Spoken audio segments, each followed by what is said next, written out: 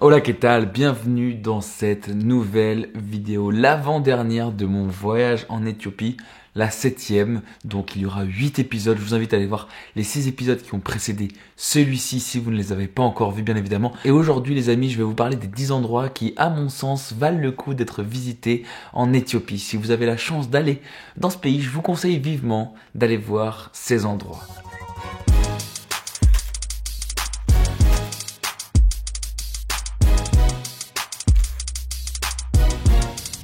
C'est pas du tout un classement et c'est complètement subjectif et il n'y a pas d'ordre dans ce que je vais vous raconter tout de suite, mais je pense sincèrement que vous apprécierez autant que moi aller visiter ces 10 endroits le jour où vous irez dans ce superbe pays qu'est l'Éthiopie. On commence simplement avec la capitale Addis Ababa dans laquelle j'ai passé 2 fois 5 jours. Je vous conseille vivement d'aller là-bas pour ressentir la folie éthiopienne un peu, pour reprendre ces vibes qui se ressentent dans tout le pays. C'est un beau melting pot de différentes cultures, mais on y retrouve vraiment tous les composantes de la culture éthiopienne.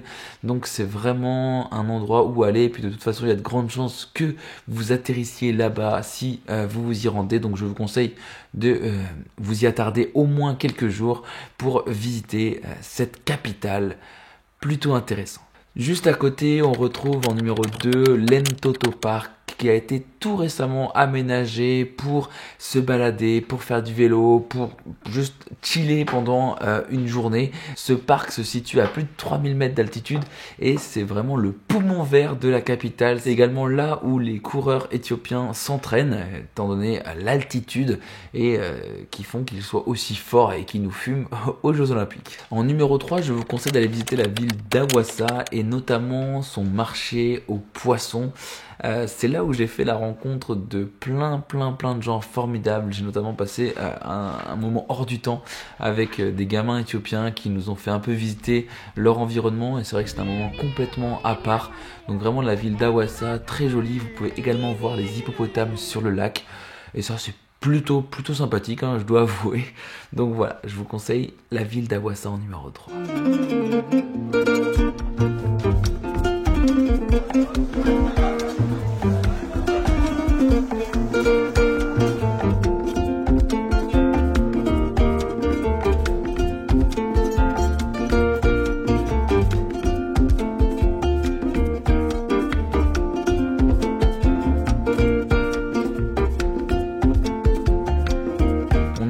Et pour ça je vous conseille d'aller voir la vidéo que j'ai faite sur le sujet, les Bali Mountains. C'est un massif montagneux qui est à voir absolument si vous aimez un tant soit peu la montagne.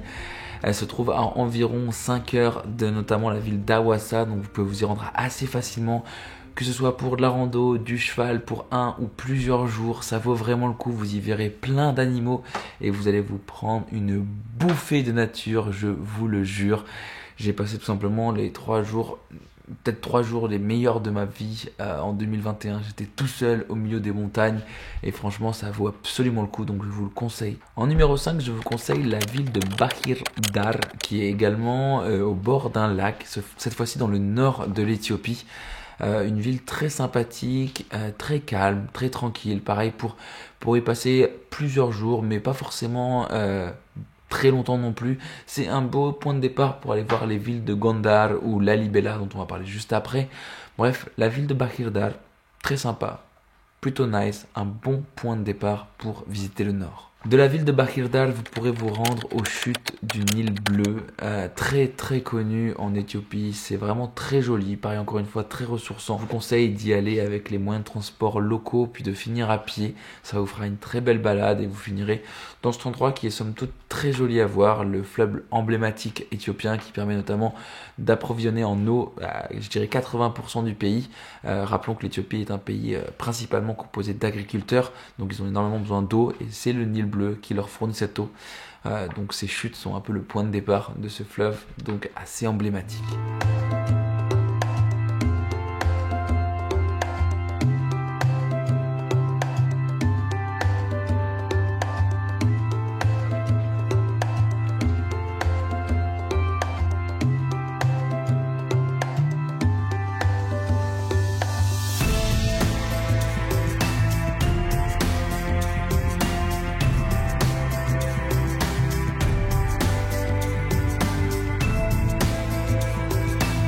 En numéro 7, et c'est le dernier lieu que j'ai visité moi-même, les 3 d'après je ne les ai pas vus malheureusement, mais c'est la ville de Lalibela, connue pour ces églises orthodoxes, chrétiennes orthodoxes.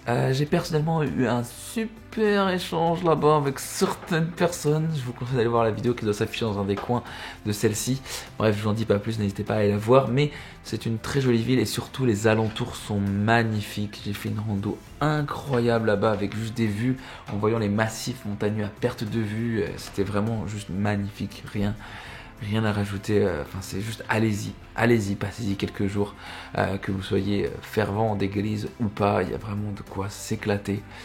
Je vous le conseille absolument. En numéro 8, 9 et 10, ces endroits que je n'ai malheureusement pas pu visiter, mais que je conseille quand même parce que j'ai des amis qui y sont allés et ils m'ont dit que c'était superbe.